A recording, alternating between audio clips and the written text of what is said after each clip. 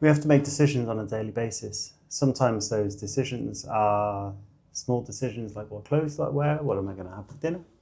And sometimes those decisions are much more complex decisions, such as what am I going to do with my life? What is the direction for my life? And so here I'm going to just briefly explain the most effective way of making decisions that I have ever found. And the reason it's so effective is because it taps into the wisdom of our higher consciousness, our higher self. And so it tells us what's really needed for us. Now, we need two things in order to use this method. We need to know that our consciousness operates in a field. So our consciousness isn't locked into our body. It's out and around us. This is a concept that's very tangible, and within a couple of hours of training, you can start to experience that firsthand for yourself, and it moves away from just being conceptual to being something that is completely tangible and part of your life.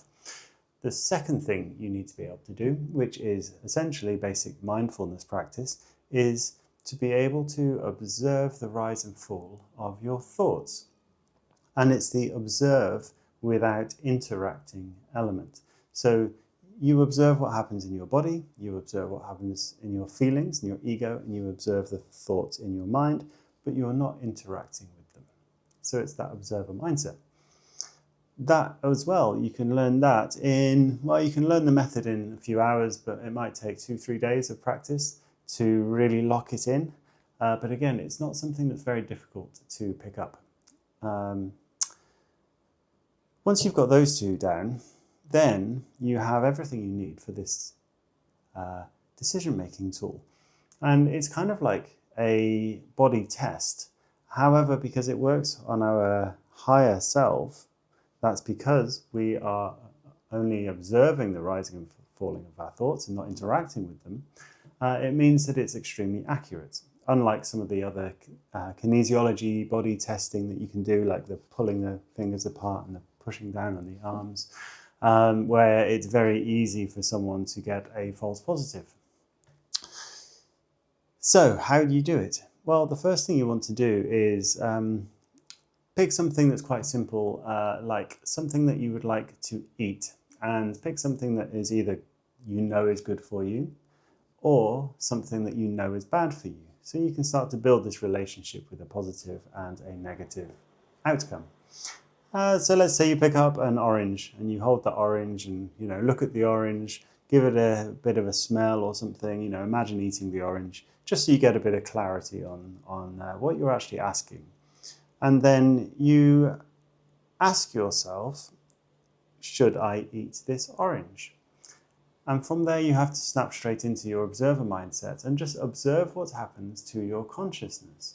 It will either expand out into the field or contract and close into the body.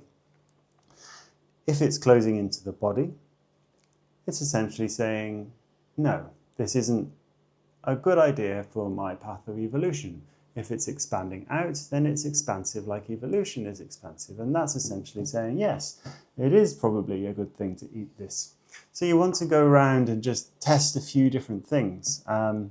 Pick some clothes to wear that are absolutely atrocious and do the same thing. Should I wear this outfit? And just see, does your mind contract? I just felt mine contract.